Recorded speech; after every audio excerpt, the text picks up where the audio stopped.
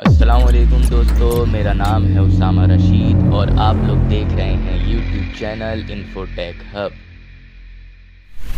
रमज़ान रमज़ान मुबारक। रमज़ान इस्लाम का एक बहुत अहम महीना है जिसमें तमाम मुसलमान रोज़ा रखते हैं, इबादत में मशगूल रहते हैं और अल्लाह की रहमत और मग़फ़िरत तलब करते हैं। मगर क्या आप जानते हैं कि रमज़ान का तसव्वुर सबसे पहली दफ़ा कहाँ आया? ये किस नबी पर पहली दफ़ा फ़र्ज़ हुए और ये उम्मत मोहम्मदी तक कैसे पहुँचे?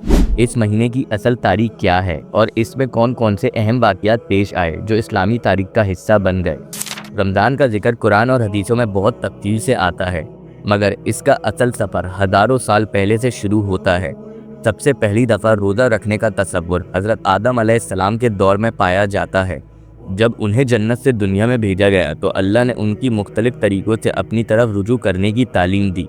रिवायतों के मुताबिक हज़रत आदम अलैहिस्सलाम ने अल्लाह की रज़ा हासिल करने के लिए 3 दिन का रोज़ा रखा, जो बाद में मुख्तलिफ अंबिया के ज़माने में भी इख्तियार किया गया। ये रोज़ा शुक्र और अल्लाह की कुर्बत का एक तरीका था।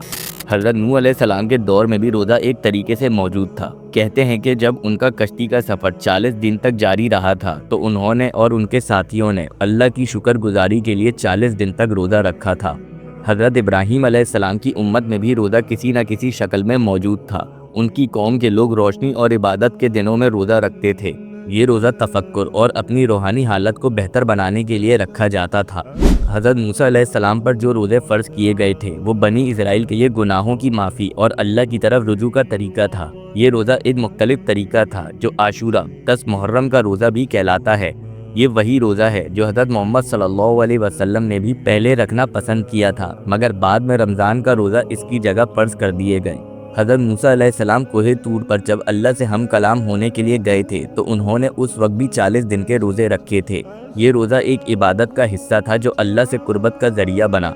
हज़रत ईसा अलैहिस्सलाम और उनकी उम्मत में भी रोज़ा एक अहम इबादत थी। बाइबल के मुताबिक हज़रत ईसा अलैहिस्सलाम पर 40 दिन के रोज़े फ़र्ज़ हुए थे। इस ज़माने में रोज़ा ज़्यादातर गुनाहों की माफ़ी, अल्लाह की रज़ा और रूहानी तज़किया का ज़रिया माना जाता था।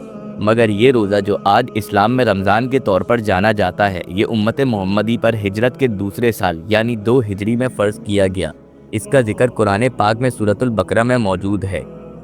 मोमिनो, तुम पर रोजे फर्ज किए गए हैं जिस तरह तुमसे पहले लोगों पर फर्ज किए गए थे, ताकि तुम परहेजगार बनो। रोजों के दिन गिनती के चंद रोज हैं, तो जो शख्स तुम में से बीमार हो या सफर में हो तो दूसरे दिनों में रोजों का शुमार पूरा कर ले। और जो लोग रोजा रखने की ताकत रखें लेकिन रखें नहीं, वो रोजे के बदले मोहताज को खाना खिला दें। और जो कोई अपनी मर्जी से ज्यादा नेकी करे तो उसके हक में ज्यादा अच्छा है।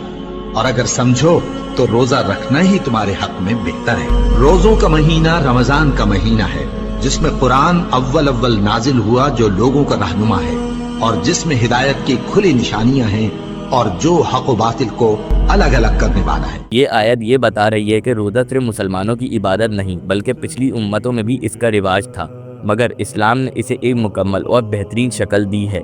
जब रमज़ान इस्लाम में फ़र्ज़ हुआ उस वक्त मुसलमान मुख्तलिफ मुश्किलात का सामना कर रहे थे। ये वही वक्त था जब इस्लाम के मुख्तलिफ अहम वाक़यात भी रमज़ान के दौरान ही पेश आए।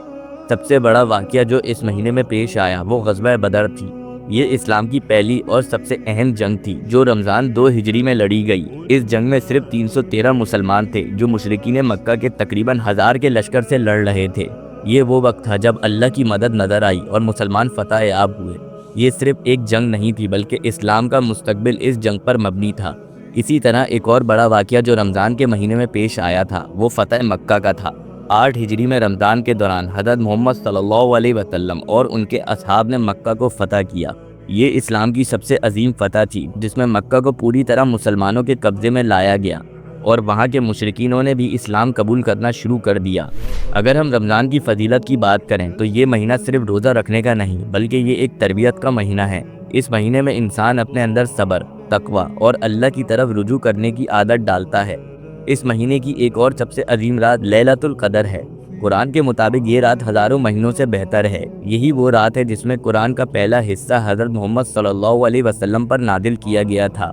इस महीने में अल्लाह की रहमत बरसती है, दरवाजे जन्नत के खुल जाते हैं, दोज़ख के दरवाजे बंद कर दिए जाते हैं ایک حدیث کے مطابق جب رمضان کا مہینہ آتا ہے تو جنت کے دروازے کھول دیے جاتے ہیں، دوزخ کے دروازے بند کر دیے جاتے ہیں اور شیطان کو زنجیروں میں قید کر دیا جاتا ہے۔ اس مہینے کا اصل مقصد یہ ہے کہ انسان اللہ کی طرف رجوع کرے، اپنی اصل منزل کو پہچانے اور دنیا کی چند دن کی زندگی پر نہ رہ کر آخرت کی زندگی کے لیے تیاری کرے۔